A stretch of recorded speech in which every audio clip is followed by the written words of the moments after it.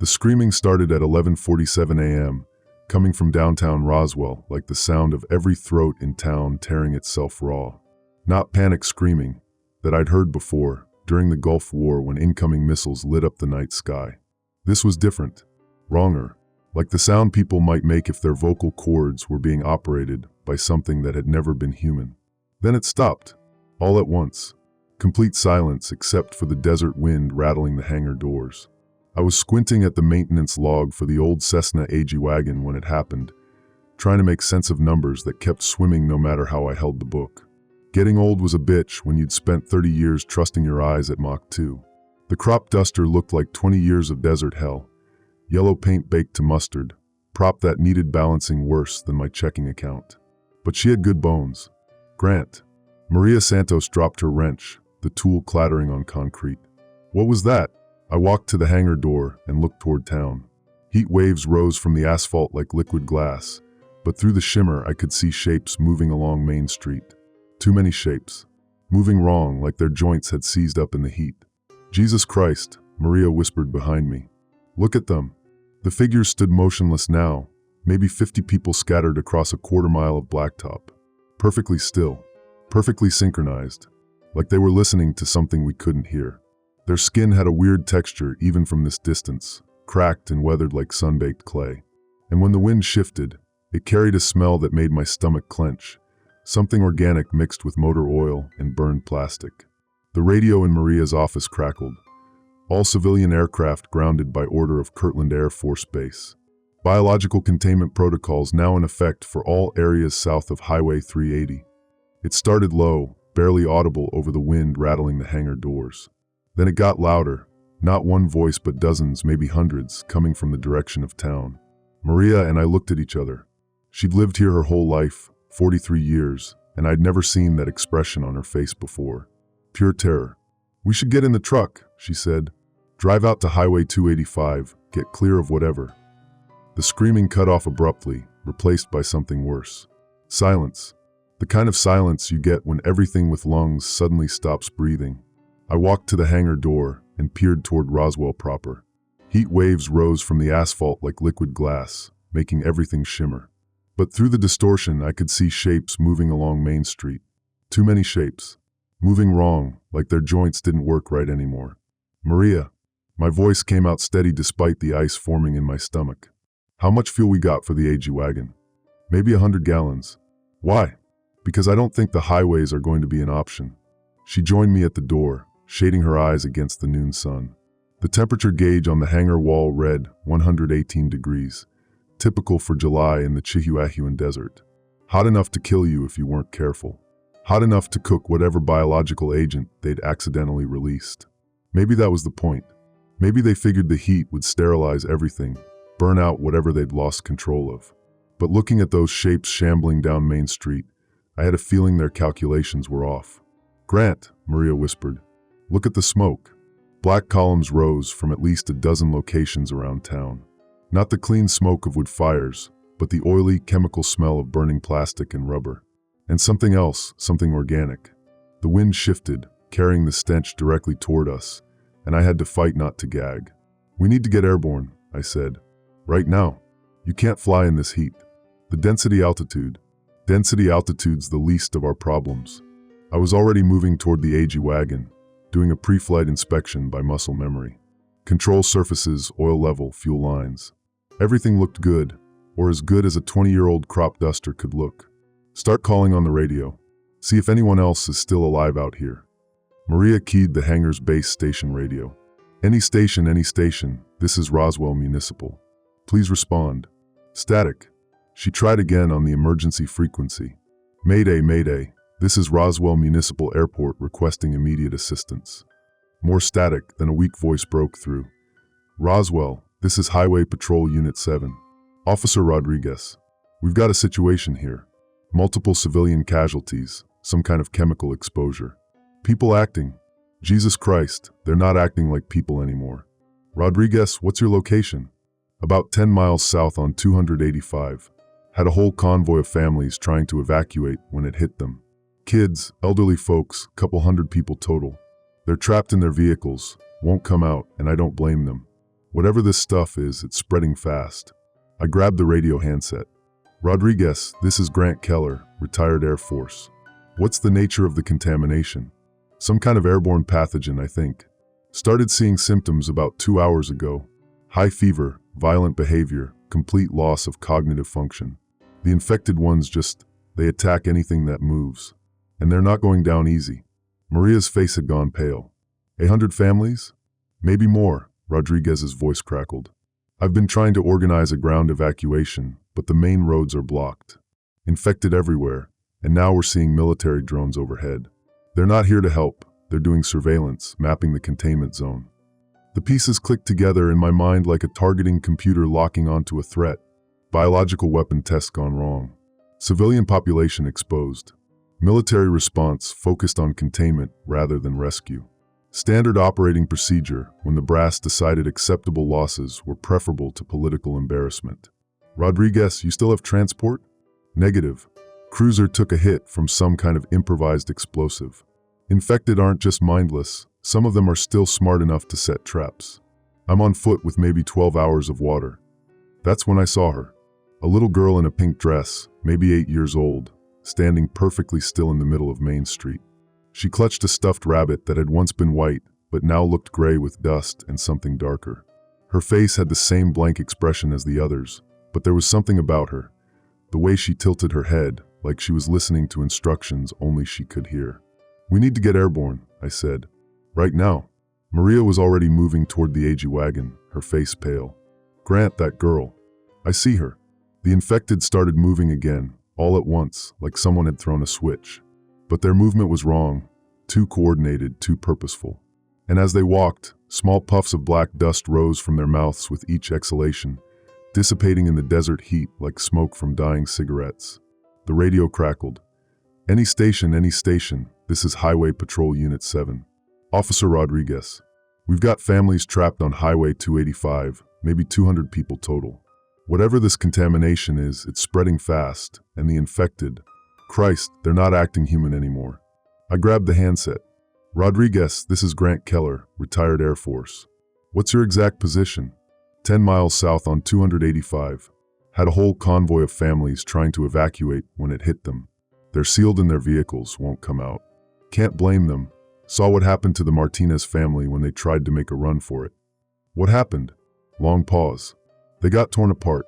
But that's not the worst part, Grant. The infected, they're learning. Using tools. Setting traps. And their skin, Jesus, it's like dried leather that's been baking in the sun for years. Cracked and peeling, but they don't seem to feel it. Maria climbed into the passenger seat, her hands shaking as she buckled the harness. That girl in the pink dress. Did you see her eyes? I had. Milky white, like cataracts, but somehow still tracking movement with predatory precision. The bioweapon was rewriting human neurology in real time, creating something that looked human but functioned like a pack hunter. The engine turned over on the second try, settling into a familiar rumble.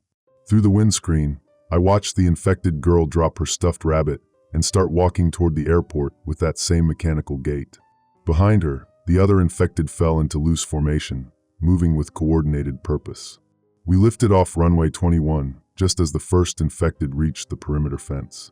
The AG wagon lifted off runway 21 like a pregnant whale, every rivet straining against the thermal updrafts rising from the superheated desert. At 118 degrees, the air was so thin it barely had the density to keep us aloft. I had to use every foot of runway and still needed ground effect to build up enough airspeed for a sustained climb. Jesus, Grant, we're barely clearing the power lines, Maria said through the intercom, her knuckles white on the door handle. Trust the process. I nursed the aircraft up to 1,000 feet AGL, scanning the horizon for landmarks. The desert looked different from altitude, not the romantic wilderness you see in movies, but a harsh expanse of creosote bush and alkali flats that could kill you in a dozen different ways. Heat stroke, dehydration, rattlesnakes, and now apparently government bioweapons gone wrong. The radio crackled. Grant, this is Rodriguez. You actually got airborne in this soup. Barely. What's your position? Grid reference 341256. There's a long convoy of vehicles strung out along the highway, mostly SUVs and pickup trucks, maybe 30 vehicles total. They're buttoned up tight, won't come out even for water. I spotted them through the heat haze. A line of cars and trucks stretched across a mile of blacktop, shimmering like a mirage. Even from altitude, I could see the problem. Clusters of infected wandering between the vehicles, their cracked skin gleaming like old leather in the sun. Every few minutes, they'd pause and exhale those black dust clouds in perfect unison, creating a toxic fog that drifted over the trapped families. And there she was, the girl in the pink dress, standing motionless beside an overturned school bus.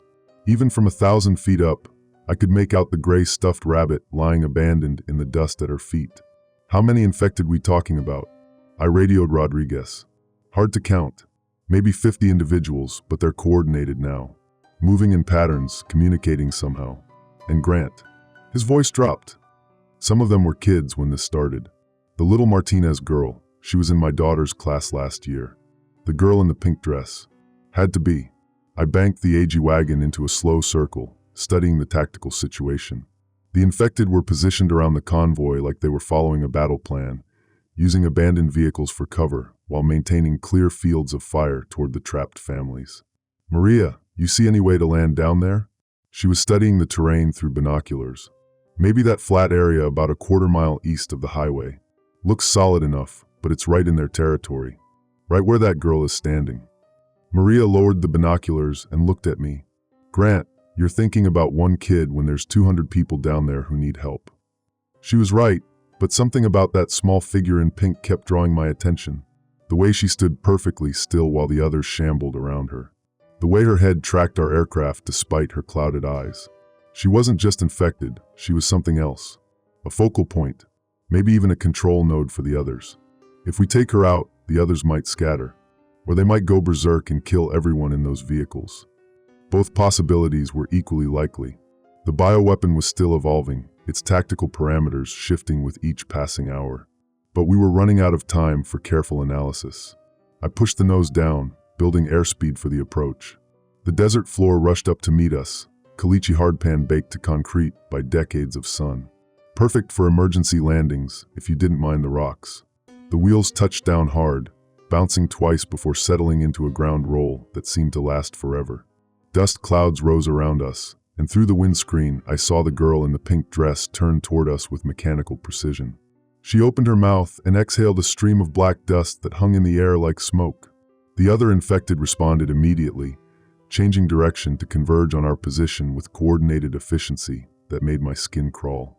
Contact, Maria said through the intercom. Multiple hostiles, all vectors.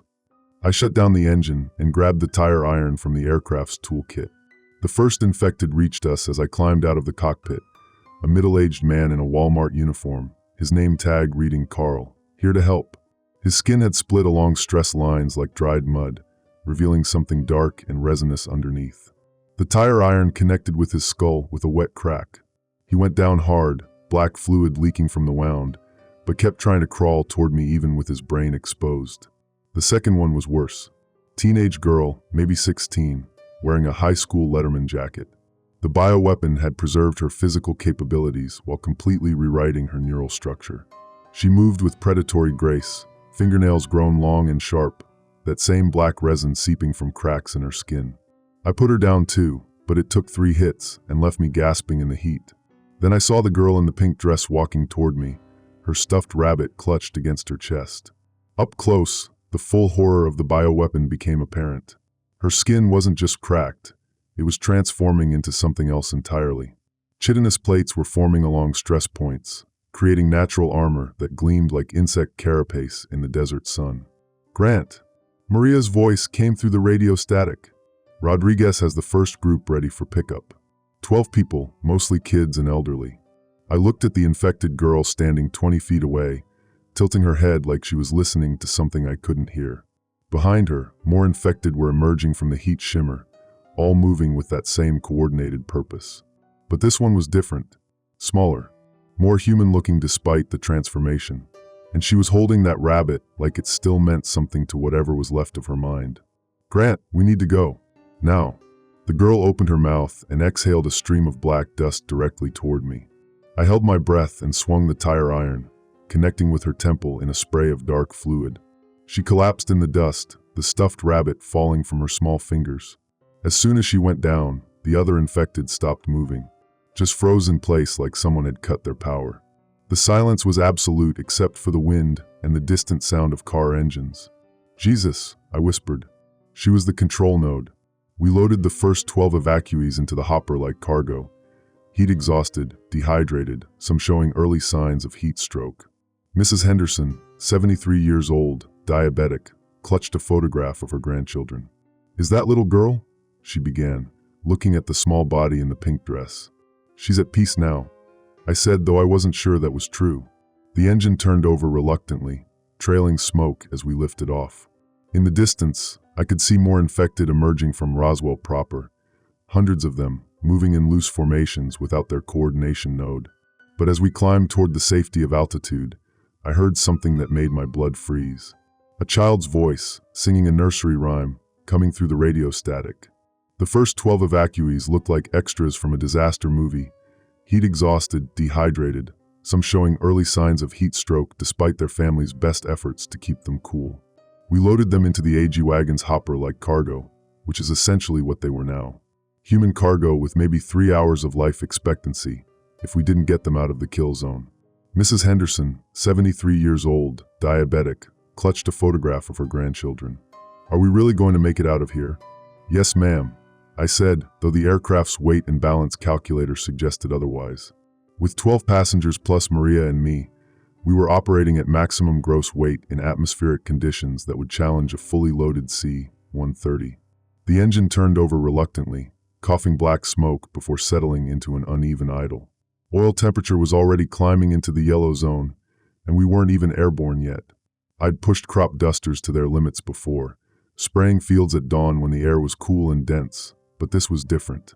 This was asking a 20-year-old aircraft to perform like a modern tactical transport while carrying enough people to populate a small town. "Kirtland Command, this is Civilian Aircraft November, 7-4-7 Tango, Delta requesting emergency clearance for humanitarian evacuation." "Static, then. Negative, civilian aircraft. This airspace is restricted for military operations. Return to base immediately, or you will be engaged." Engaged. Military speak for shot down.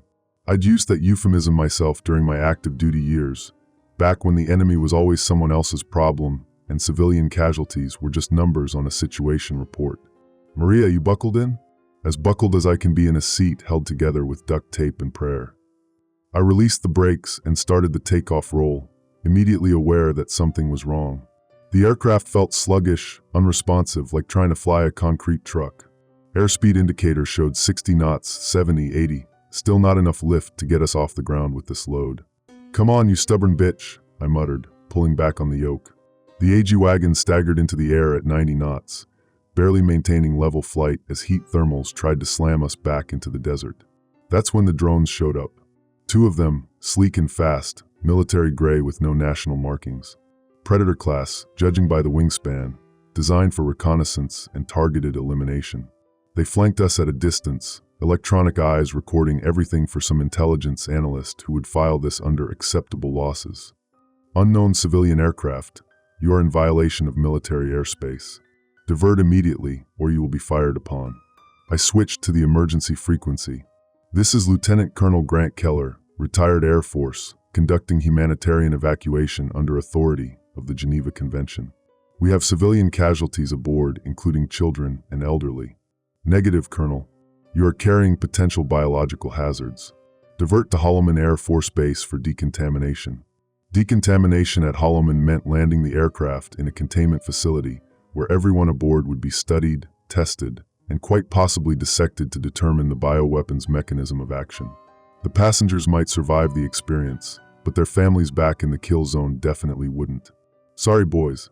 Can't do that." I pushed the nose down, trading altitude for airspeed, then pulled into a climbing turn that made the old crop duster scream in protest. The passengers in the hopper were getting thrown around like dice in a cup, but staying alive required aggressive maneuvering.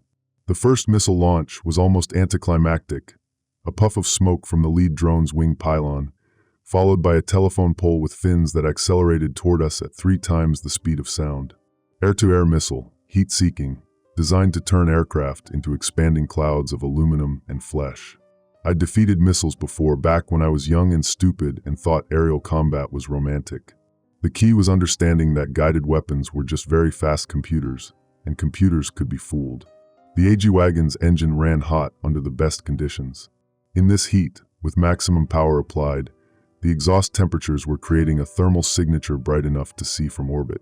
I chopped the throttle and pushed the nose down, diving toward the desert floor while the missile tried to follow our heat trail. At 200 feet AGL, I pulled out of the dive and applied full power again. The missile, confused by our sudden thermal change in proximity to the sun-baked Earth, continued downward into the desert where it detonated harmlessly in a shower of sand and sagebrush. "Holy shit," Maria said through the intercom. "Did you just watch for the second drone? They hunt in pairs." The second Predator was already positioning for another shot, this time with a radar-guided missile that wouldn't be fooled by thermal tricks. I had maybe 30 seconds before it achieved lock-on, and the AG wagon didn't have enough performance margin for fancy maneuvering. That's when I remembered the desert itself was my ally. "Everyone hold on tight," I announced to the passengers. "This is going to get bumpy." I descended to 50 feet above ground level, using the desert terrain to mask our radar signature. The Predator followed, trying to maintain target acquisition while avoiding the massive thermal columns rising from the superheated sand. At that altitude, any mistake would mean instant death for everyone aboard. The second missile launched as we passed over a small ridge, its radar seeker immediately confused by ground clutter and thermal interference. I pulled the AG wagon into a knife-edge turn around a sandstone outcropping, using the rock formation to break the missile's tracking solution. The weapon detonated behind us, close enough to pepper the aircraft's tail with shrapnel, but not close enough to bring us down. Warning lights illuminated across the instrument panel, hydraulic pressure dropping, oil temperature climbing into the red zone, electrical system showing intermittent failures. "Rodriguez, this is Grant. We've got your first group airborne, but we're taking damage. What's the situation with the remaining evacuees?" "Not good, Colonel. The infected are getting more aggressive, and we've got families starting to panic. Some of them are talking about making a run for it on foot. On foot in this heat would be suicide within hours, even without the infected hunting them. But panic makes people do irrational things, and being trapped in a metal box while the temperature climbs past 120 degrees would drive anyone to desperation. How many more people we talking about? Maybe 80, 90 individuals. 3 or 4 more trips minimum." I looked at the instrument panel where half the warning lights were now illuminated. Oil pressure dropping, engine temperature climbing, hydraulic fluid leaking somewhere in the system. The AG wagon might make it back to Roswell Municipal, but another combat mission against military drones was questionable. "Maria, what do you think? Can we keep this bird flying long enough for 3 more trips?" She was studying the engine instruments with the focused concentration of someone whose expertise would determine whether 100 people lived or died. "Maybe, if the hydraulics hold out and we can find some way to cool the engine between flights. And if the Air Force decides to send something bigger than drones, then we're screwed." Simple, honest. The kind of tactical assessment I'd learned to trust during 30 years of military service. Sometimes the mission was impossible, but you flew it anyway because the alternative was watching people die while you had the power to save them. I banked the AG wagon toward Roswell Municipal, trailing smoke from the damaged engine cowling. In the distance I could see more military aircraft approaching, larger ones this time, probably carrying enough firepower to turn the entire evacuation zone into a crater. Time was running out, but we still had people to save. The landing at Roswell Municipal was controlled crash more than aviation. Hydraulic fluid streaming from multiple leaks, oil pressure flickering between yellow and red, engine temperature so far past redline the gauge couldn't display it accurately. But we got the first 12 evacuees on the ground alive, which counted as a tactical victory by any reasonable measure. Mrs. Henderson kissed my cheek as I helped her out of the hopper. "Bless you, young man. I never thought I'd see my grandchildren again." Young man. At 62, with 20 years of desert sun etched into my face and hands that shook slightly from too much coffee and not enough sleep, I hadn't been called young in decades. But perspective was relative when you just watched military drones try to murder civilians for the crime of being in the wrong place when a government experiment went sideways. Maria was already under the cowling with her toolbox, assessing damage while I refueled the aircraft from the airport storage tank. The engine had multiple oil leaks, a cracked exhaust manifold, and hydraulic lines that looked like they'd been chewed by a very large, very angry rat. How long for repairs? Give me 20 minutes for the critical stuff. Another hour if you want it done right. We don't have an hour. I pointed toward the northern horizon where contrails were forming, high-altitude bombers inbound for zone sterilization. Militaries moving up their timetable. The radio crackled with increasing urgency. Any station, this is Highway Patrol Rodriguez. We've got a situation here. Some of the infected are exhibiting new behaviors, tool use, tactical coordination. They're using disabled vehicles as cover while they approach the convoy. Evolution in real time. The bioweapon was adapting, learning, becoming more dangerous with each passing hour. Pretty soon the shambling zombies would be replaced by something much worse, infected who retain their intelligence while losing their humanity. Rodriguez, how much time before they overrun your position? Hard to say. Maybe 2 hours if we're lucky. But Grant, that's not the worst part. We're picking up radio chatter from military units. Something about expanding the sterilization zone to include all of Highway 285. They're not just planning to nuke the test site anymore. I felt my stomach drop like a lead weight. Expanding the kill zone meant they'd given up on containment and moved to total elimination. Everyone and everything within a 100-mile radius would be incinerated to prevent the bioweapon from spreading. Standard operating procedure when biological containment failed catastrophically. How many people total we talking about? The convoy has maybe 90 individuals. But there's also a truck stop about 15 miles south with another 30 or 40 folks holed up. And I'm getting reports of scattered survivors throughout the area. Families hiding in farmhouses, ranch hands taking shelter in outbuildings. Could be 200 people total. 200 people. Even if the AG wagon was running perfectly, which it wasn't, we couldn't evacuate that many in the time remaining. The aircraft could carry maybe 15 passengers per trip in these conditions, which meant 14 flights minimum. With engine problems and military interdiction, we'd be lucky to manage 4. Maria, give me whatever you can fix in the next 10 minutes. We're not going to have time for perfect. She nodded, already removing damaged hydraulic lines with the focused efficiency of someone who understood Triov. Fix the critical systems first, except that everything else would have to work or fail on its own. I walked to the hangar's radio station and switched to the emergency frequency. Any Air Force units, this is Lieutenant Colonel Grant Keller requesting immediate assistance for civilian evacuation. Static, then a familiar voice. Grant? This is Colonel James Morrison, Kirtland Base Operations. What the hell are you doing out there? Jim Morrison. We'd flown together during the Gulf War. 2 young hotshots convinced we were invincible and justice was always on our side. He'd stayed in the Air Force, climbed the promotion ladder, probably had a nice corner office and a pension plan. I'd gotten out after Desert Storm and spent 20 years trying to forget some of the things I'd seen.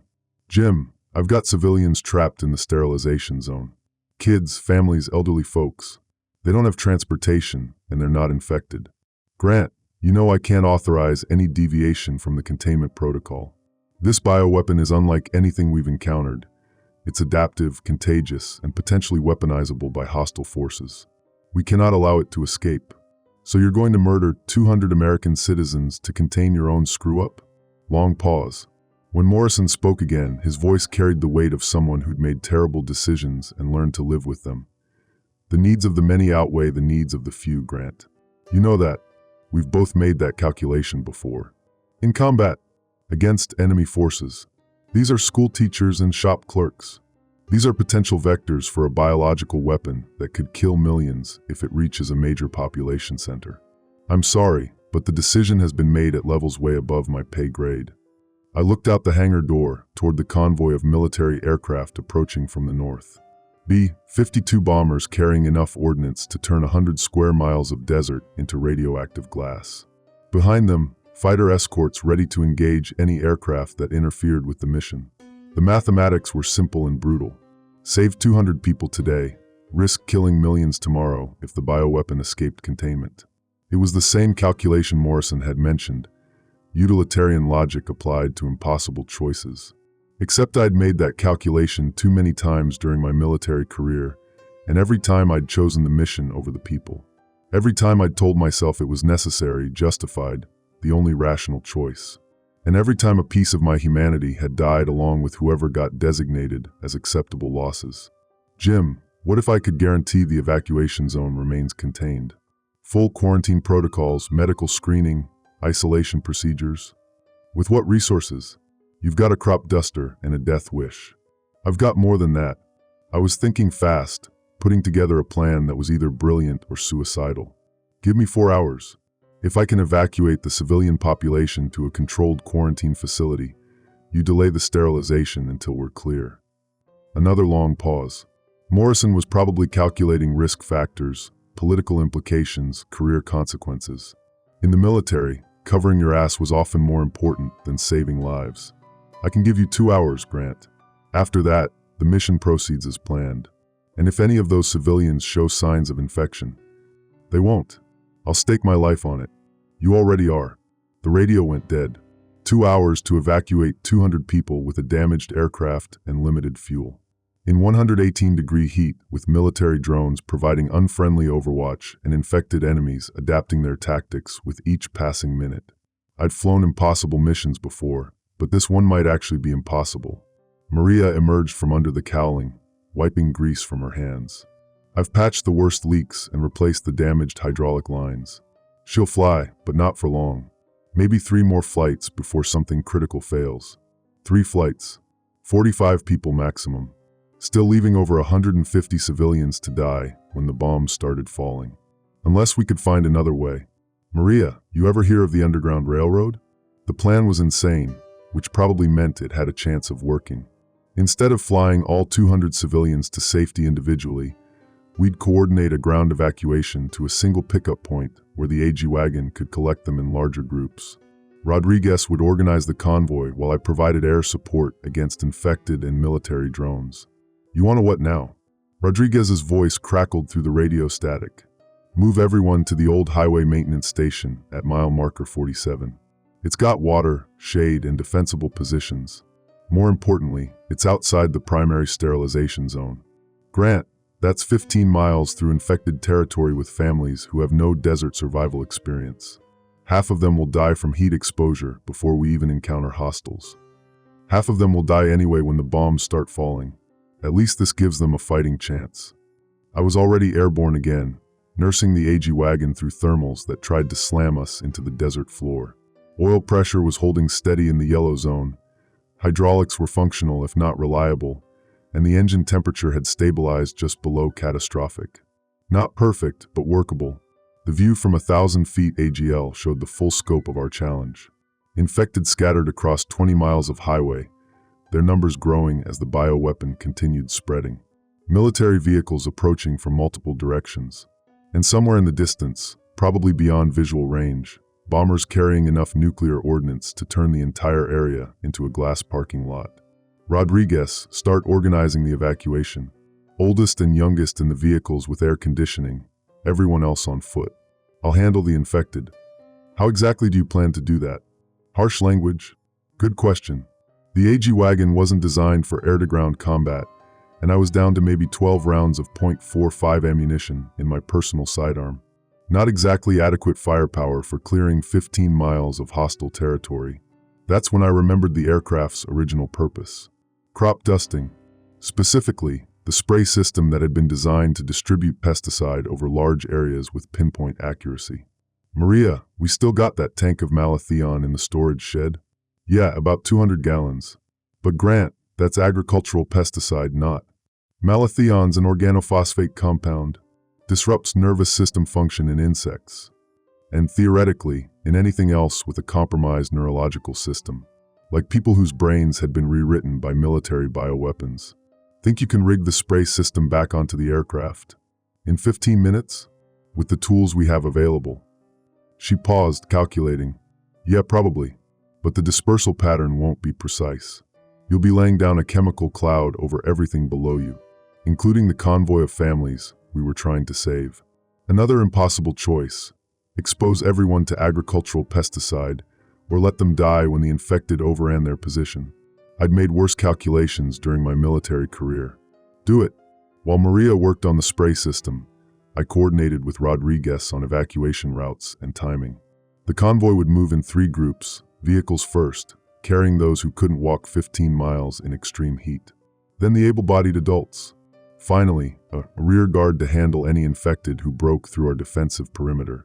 The first test of our chemical dispersal system came 20 minutes later, when I spotted a cluster of infected moving toward the convoy's lead vehicles.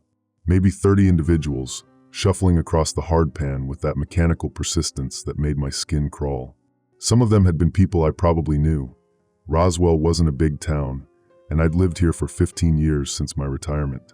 I lined up for a low-altitude pass, bringing the AG wagon down to 50 feet AGL. The spray system engaged with a familiar whine, laying down a chemical fog that drifted across the infected group like morning mist. The malathion concentration was probably enough to kill every insect within a square mile, but its effect on bioweapon-compromised humans was purely theoretical. Theory became reality within minutes. The malathion cloud drifted across the infected group like morning mist. They stopped moving immediately, then began convulsing as their compromised nervous systems shut down. It wasn't pretty. Nothing about this mission was pretty, but it worked. 30 hostiles eliminated without risking civilian lives in direct combat.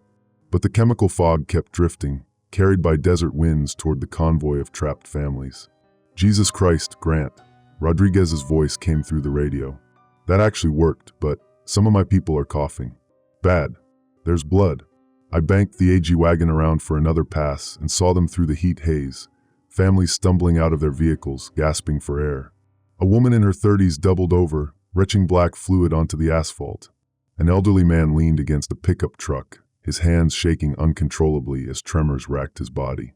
Maria, what's the toxicity threshold for malathion exposure? Her voice was tight with worry.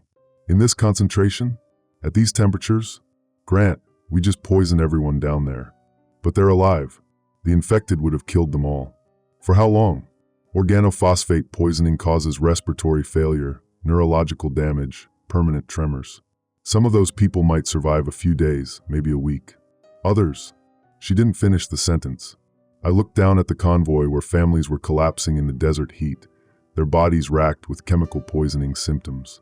Children crying as their parents coughed up blood. Elderly folks unable to control their own movements as neurotoxins shut down their motor functions. Had I saved them or just killed them more slowly? Rodriguez, get everyone loaded. We don't have time for medical triage. Grant, some of these people can barely walk.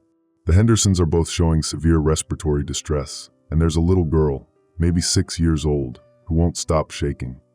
The first 12 evacuees we loaded into the hopper were a nightmare of chemical exposure. Mrs. Henderson, the diabetic grandmother, wheezed with every breath, her lips tinged blue from oxygen deprivation.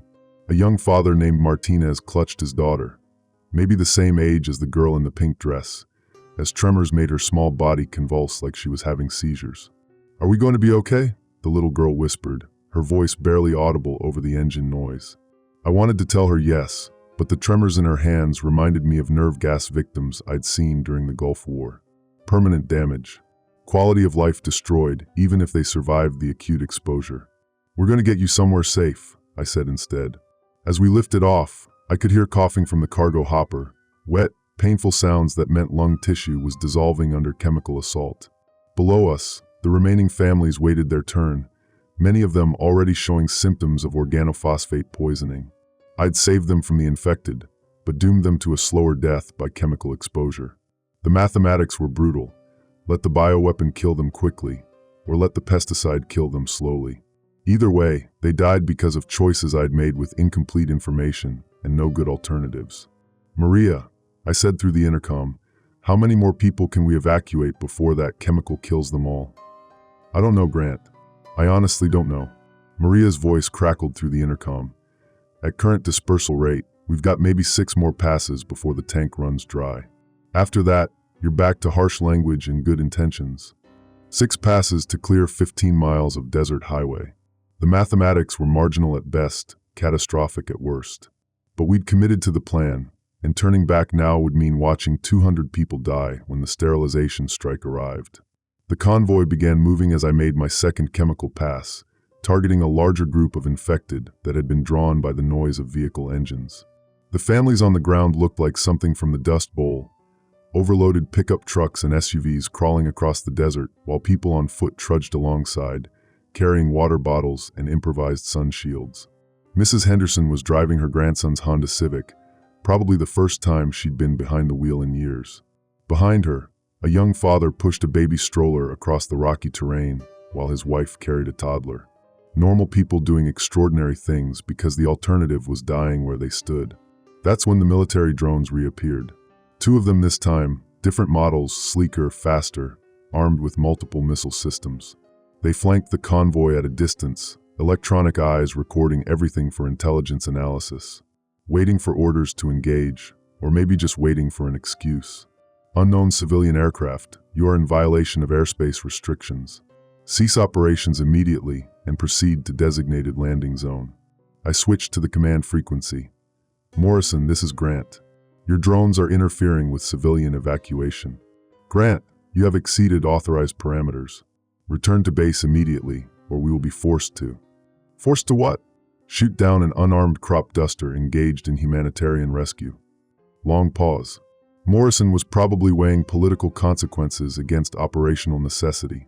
Shooting down a civilian aircraft conducting rescue operations would make for very uncomfortable congressional hearings, assuming anyone survived to hold them. You have 30 minutes, Grant. After that, we cannot guarantee your safety. 30 minutes to move 200 people 15 miles through desert terrain while fending off infected and avoiding military interdiction. Even by the standards of impossible missions I'd flown during my career, this one was pushing the envelope. The third chemical pass cleared a group of infected that had been using an abandoned gas station as a staging area. Smart bastards, they were learning to use cover and concealment, adapting their tactics faster than we could adapt ours. The bioweapon wasn't just rewriting human brain chemistry, it was accelerating cognitive evolution in real time. Rodriguez, how's the convoy progress? Slower than hoped, faster than feared. We've got maybe half the distance covered, but people are starting to show heat exhaustion. And Grant, we're picking up movement from multiple directions. Large groups of infected, maybe coordinated response. I banked the AG wagon into a wider reconnaissance pattern, scanning the horizon for threats. What I saw made my blood run cold. Infected emerging from Roswell proper, moving in loose formations toward our evacuation route. Not the random shambling we'd seen before, but organized movement with tactical awareness. The bioweapon had reached its next evolutionary phase. The infected were no longer mindless zombies. They were becoming something much more dangerous. Rodriguez, you need to pick up the pace. We've got company coming from multiple vectors. Copy that.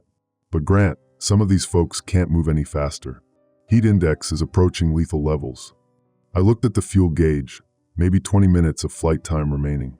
At the Malathion tank level, 2 more passes, possibly 3 if I stretch the dispersal pattern. And approaching from the north, contrails that marked the arrival of the sterilization bombers. Time was running out, and we still had a mile to go. That's when Maria spotted the sandstorm. Grant, look southwest. That dust cloud, is that natural weather or something else? I focused on the horizon where a massive brown wall was building against the desert sky. Sandstorm, moving fast, maybe 40 miles wide and climbing toward 20,000 feet. In normal circumstances, it would ground all aircraft and force everyone to take shelter until it passed. But these weren't normal circumstances, and that sandstorm might be exactly what we needed. Rodriguez, you see that weather coming in? Hard to miss. ETA maybe 15 minutes. That's our cover. Get everyone to the maintenance station and hunker down. The storm will mask our position for military surveillance and make targeting impossible for the bombers. And the infected? They'll have to deal with the same conditions we do. 100-mile-per-hour winds and zero visibility tends to equalize tactical advantages. I made my final chemical pass as the storm's leading edge reached us, laying down a fog of malathion that immediately dispersed in the increasing winds. The AG wagon was getting thrown around like a paper airplane, every gust threatening to slam us into the desert floor. The last group of civilians reached the maintenance station just as the storm wall hit. Visibility dropped to 0, winds climbed past hurricane force, and the air filled with sand particles that could strip paint from metal.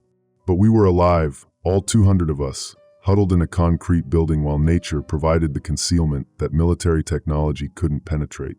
The radio crackled with frustrated military chatter, unable to maintain target acquisition. Recommend postponing strike until weather clears. Negative, command. Mission proceeds on schedule. Ordnance will be delivered by GPS guidance. GPS guidance. They were going to drop nuclear weapons blind into a sandstorm, hoping the coordinates were accurate enough to hit the right targets. Acceptable risk when the alternative was allowing a bioweapon to escape containment. I looked around the maintenance station at the families we'd just saved. Kids sleeping against their parents, elderly folks sharing water bottles, ordinary people who'd survived an extraordinary day through courage and cooperation. In 4 hours, this entire area would be a radioactive wasteland. Unless we could figure out how to move 200 people out of a nuclear target zone during the worst sandstorm in decades. Maria, I said, how long you think this weather will last? She was listening to the wind howl past the building's reinforced windows. Could be hours. Could be days. Desert storms are unpredictable. We don't have days. No, she agreed. We don't. The radio crackled one more time. All units, final bombing run commences in T-minus 60 minutes. Danger close to all friendly positions. 60 minutes to pull off a miracle or die trying. I looked around the maintenance station at the families we'd rescued. 200 people huddled in concrete shelter while winds howled outside hard enough to strip paint. Children sleeping against their parents despite the tremors that racked their small bodies. Elderly folks sharing water bottles with hands that shook from nerve damage. The walking wounded of my chemical salvation. Mrs. Henderson sat in a corner, her breathing labored but stable. She'd survived the organophosphate exposure, though the tremors in her hands suggested permanent neurological damage. Beside her, young Maria Martinez, the girl who reminded me so much of the child in the pink dress, drew pictures in the dust with a shaking finger. "Mr. Grant," she whispered, tugging on my sleeve. "I don't feel good."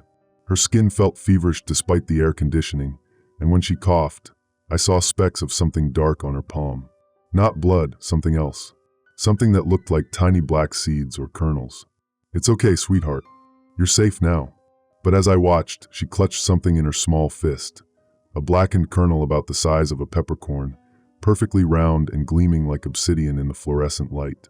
When she opened her hand to show me, the kernel crumbled to dust that hung in the air for a moment before dissipating. "I found it in my throat," she said matter-of-factly. "There are more." The bioweapon hadn't been eliminated by the Malathion. It had adapted, evolved, gone dormant long enough to survive chemical exposure. And now it was germinating inside the people I'd tried so hard to save. Outside, the sandstorm continued to rage, masking us from military surveillance and nuclear targeting systems. We had maybe an hour before the bombers found a way to deliver their payload despite the weather. 1 hour to figure out how to contain a biological weapon that was smarter than its creators, more adaptable than its countermeasures, and currently incubating inside 200 American civilians who'd trusted me to save them. I looked at little Maria Martinez as she coughed up another blackened kernel, her eyes starting to develop that familiar milky sheen. The girl in the pink dress was still with us after all. Time to see if an old pilot could learn some new tricks.